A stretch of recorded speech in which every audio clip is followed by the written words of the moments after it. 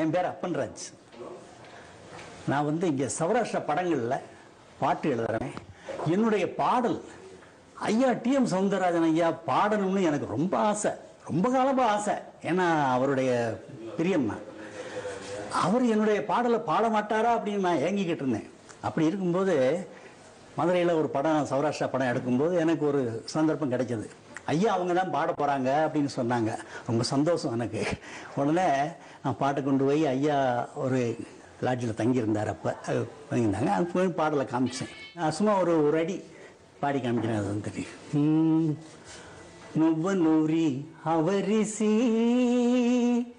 நொவ்வனூரி அவரிசி, ಕೆಳಕಾಂತಿಗನ್ ಪೋಲ್ಗಲ್ಲಿಗನ್ ಹಸಿಲೇತ್ಕನು ಬೆಳಿಸಾಂತಿಗನ್ நுவனூரி அவரிசி.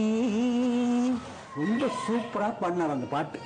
ரொம்ப சூப்பர் அந்த பாட்டு. அந்த படத்திலேயே ரொம்ப பிரமாதமான பாட்டு.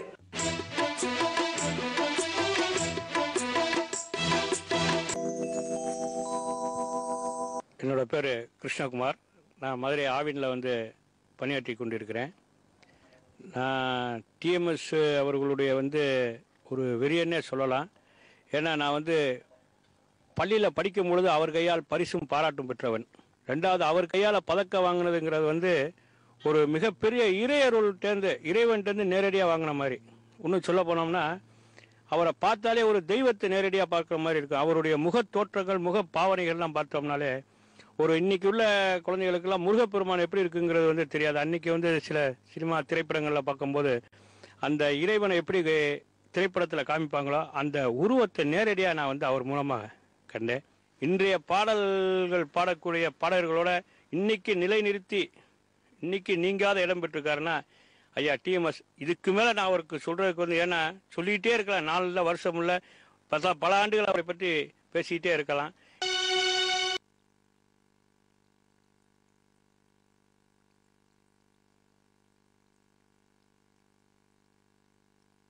டிஎம்எஸ் பாடல்கள்னால இன்னைக்கு மதுரையில் வந்து ஓரளவுக்கு இன்னைக்கு நல்லா இருக்கேன், டிரைவிங் ஸ்கூல் வச்சு நல்லா இருக்கேன்னா அதுக்கு காரணம் டிஎம்எஸ் பாடல் தான் சார். உண்மை இதுதான் சார்.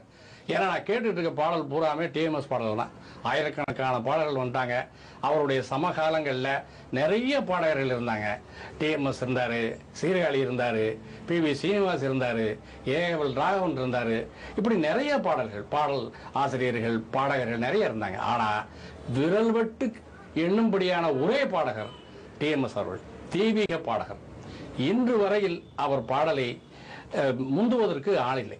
அவ்வளவு பிரமாதமான பாடல்.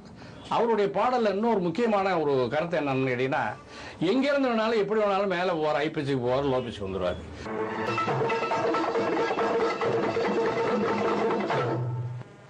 பழைய பாட்டு டிஎம்எஸ் சார் பாடுறது ஃபுல்லாக எல்லாம் நல்லா இருக்கும், கேட்க இனிமையாக இருக்கும்.